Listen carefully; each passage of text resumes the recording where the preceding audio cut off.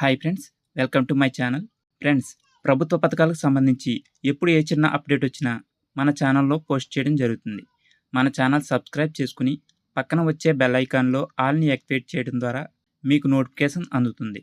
కాబట్టి మన ఛానల్ తప్పకుండా సబ్స్క్రైబ్ చేసుకోండి.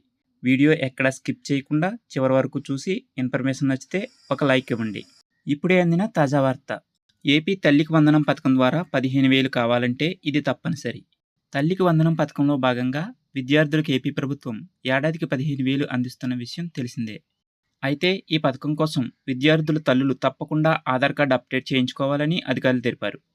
ఇందుకోసం పాఠశాలల్లోనే ఆధార్ అప్డేట్ కేంద్రాలను ఏర్పాటు చేయనున్నట్లు అధికారులు వెల్లడించారు. కాగా పథకం మార్గదర్శకాలు ఇంకా ఖరారు కాలేదని, సోషల్ మీడియాలో వచ్చే ప్రచారాలను నమ్మవద్దని ఏపీ ప్రభుత్వం సూచించింది. మరిన్ని తాజా వార్తల కోసం మన ఛానల్ని సబ్స్క్రైబ్ చేసుకోండి. పక్కనే ఉన్న బెల్ ఐకాన్లో ఆల్ని యాక్టివేట్ చేయండి. Thanks for watching.